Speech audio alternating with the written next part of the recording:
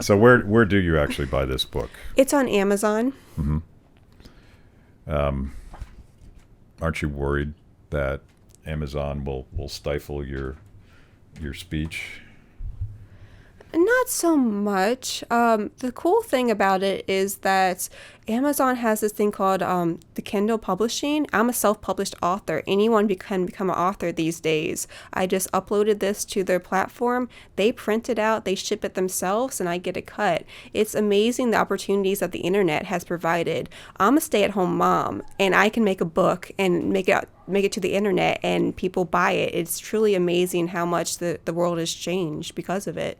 You didn't need a publisher, No. and without a publisher, you also don't get the publisher taking the lion's share of the proceeds. Yeah, the stigma against self-published authors has really gone down. I didn't want to get a publisher because I wanted to have control over this book. I wanted to have all the control over the illustrations and have the final say. So for me, that was really important. And I didn't need an agent. I had social media. I had followers. So I kind of cut out the middleman and did it myself. So it's truly amazing how anyone can really do this. Yeah, I mean that to me is why I'm optimistic about the future of ideas, because you don't actually need a publisher's permission. You don't need to get in the New York Times. You don't need to get on the nightly news. You can do what you've been doing your entire career, which is just self-publish, create your own YouTube channel, reach young people that way. And to me, it's virtually impossible to imagine that the government or the teachers unions or the intellectual elites, whoever they are, they can't stop this process because people are free and they have these tools.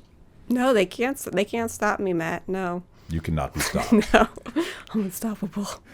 So you name drop some Austrian economists, which is music to my ears. What's your personal story like? How on earth do you find ideas like Mises and Austrian economics? Well, we go back to the internet. I was a weird kid who cared about politics, but it wasn't until I was about 15 I found the world's smallest political quiz online. Yeah.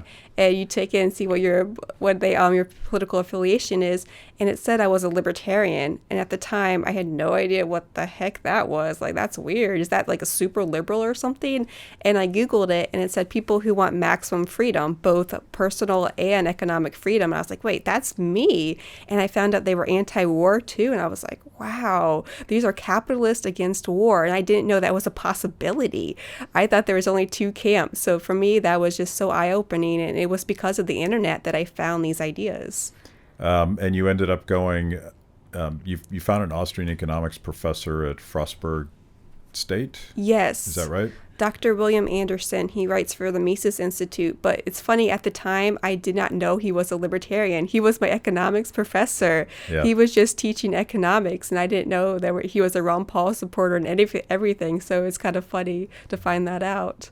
Your origin, I was expecting you to tell a Ron Paul story, but the world's smallest political quiz, it's published by the Advocates of Self-Government, and you can go to that website. Everyone should take this quiz, because I think one of the things that happens is a lot of people that sort of feel conservative, when they really get into it, they start to realize that too many wars, and particularly sort of regime change wars that we libertarians complain about all the time, it's the same mistake that central planners and people that want to design social welfare programs and use government to lift people out of poverty. It's that same pretense, right? It's that same, how could you possibly know how to reorganize society in Afghanistan so that it's a vibrant democracy?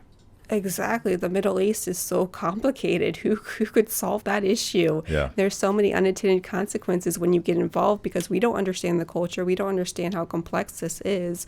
It's all been a failure, and it's been so costly, and it's cost lives both over there, and U.S. troops have been killed. So it's nonsense, really. And yet it still goes on and on. Yes.